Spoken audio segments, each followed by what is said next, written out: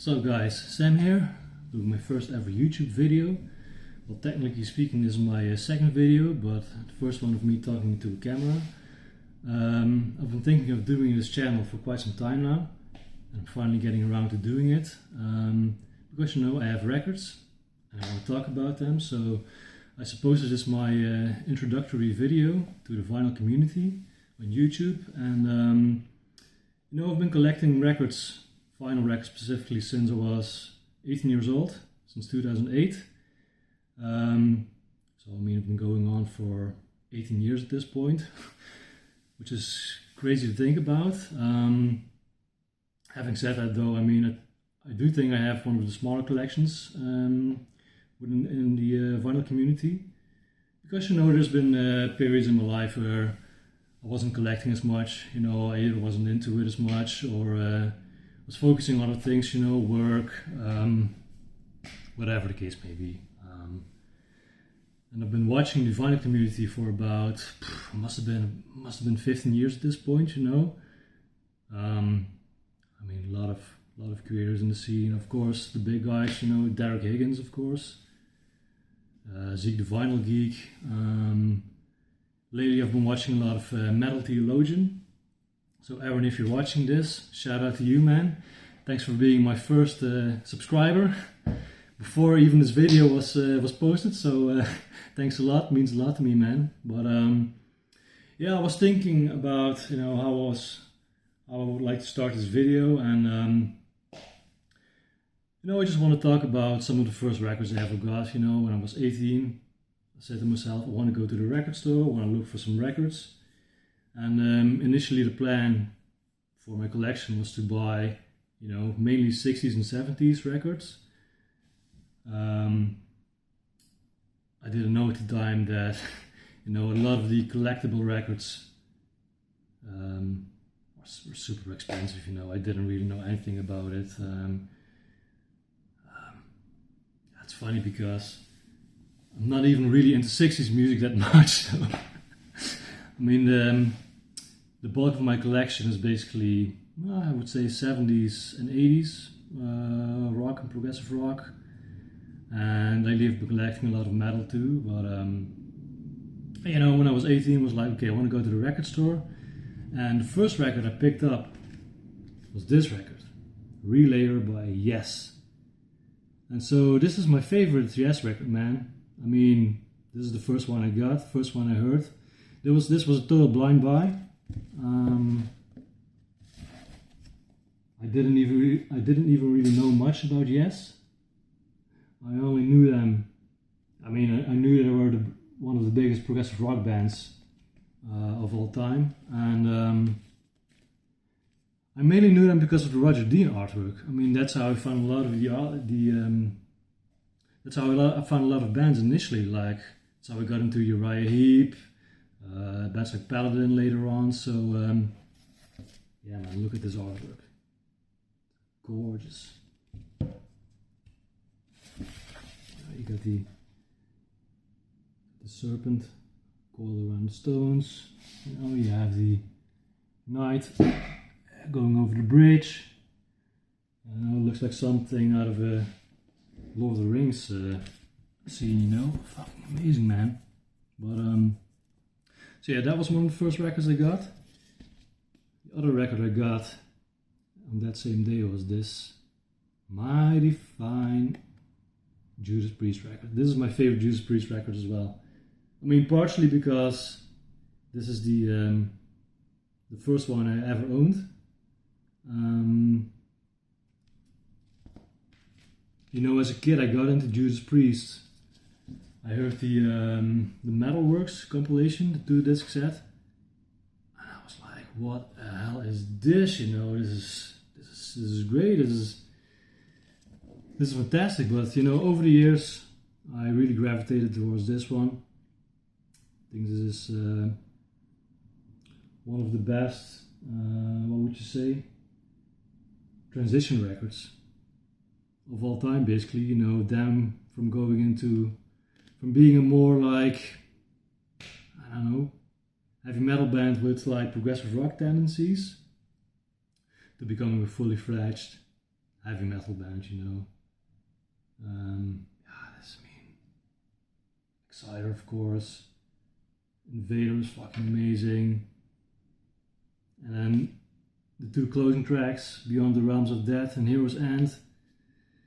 Just some of the best closing tracks of all time, in my opinion. But and the other record I got on that same day was the Anderson Before Wakeman and How record, which I don't own anymore.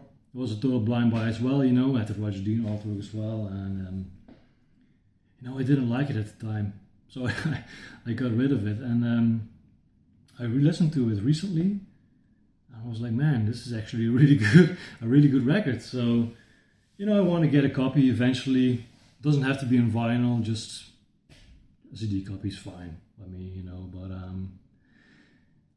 you know, lately I've been focusing a lot on metal records.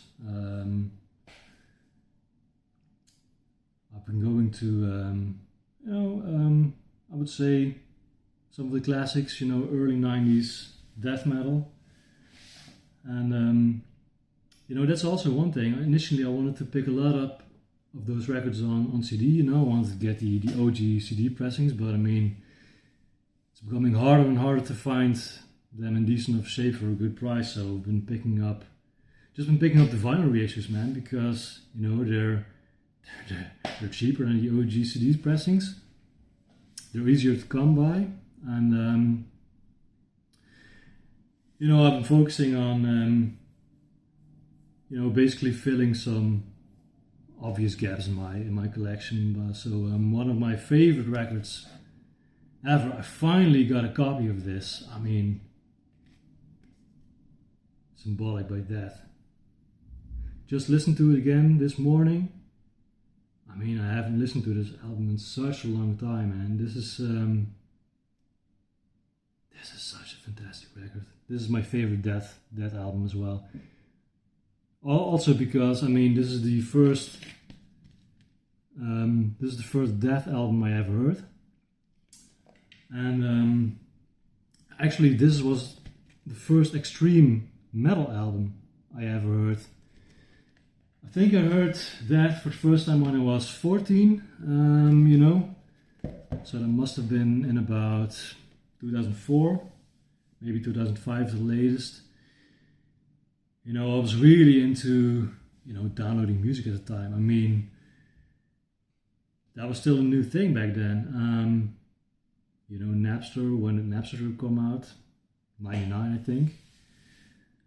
And you know, I was trying to find a lot of free downloads all over the internet. So I was browsing the Roadrunner website, and back then they still had a section on the site where you could download free MP3s. And one of them you could download was the title track, Symbolic. And I remember listening to it. I was like, the opening riff, I was listening to it on headphones. You can remember it so well, man. I was like, holy shit, man, this sounds evil as hell. Like, how did these guys come up with this? I was like, and then the song picks up, you know, it gets into this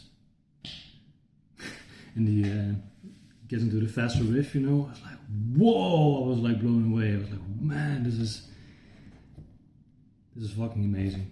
So finally got a copy of this, man. This is the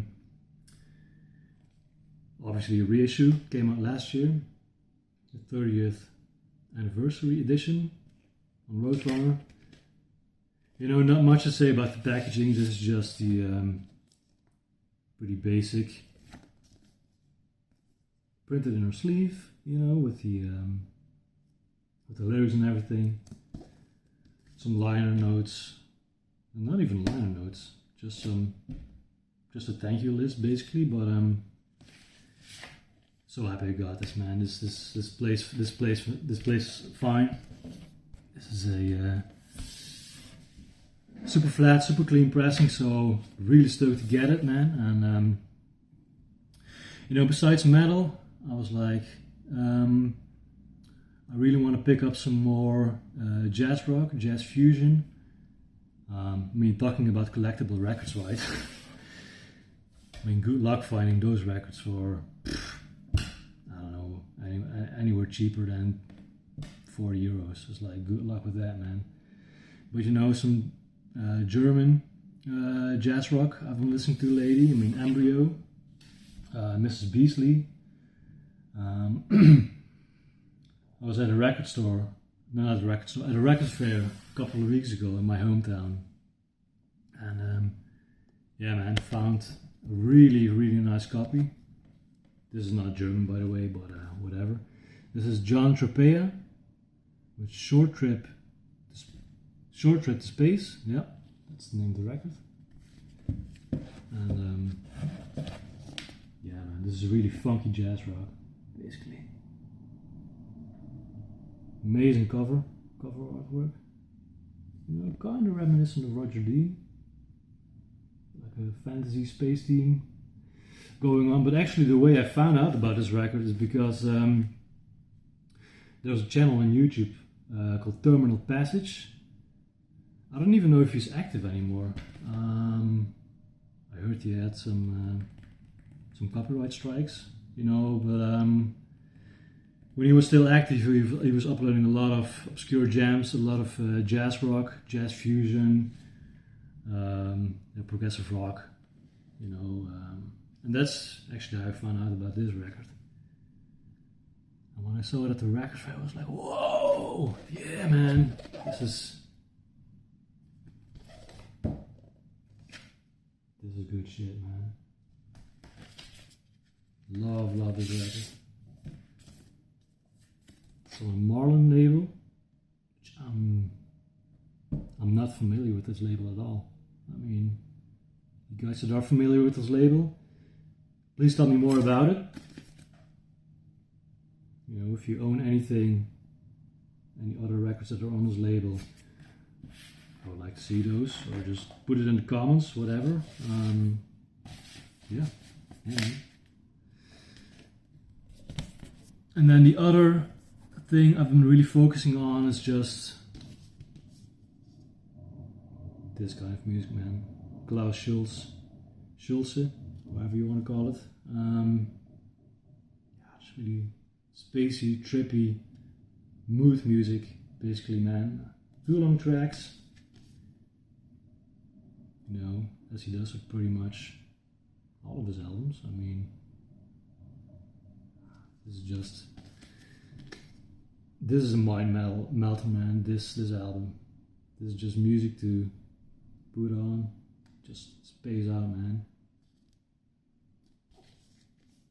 Yeah, this is really the kind of shit I've been digging a lot lately. So yeah, that's basically what I'm focusing on at the moment. I'm, you know, rounding out my collection, whatever. That's it for now. Thanks for watching, and see you guys in the next one. Later.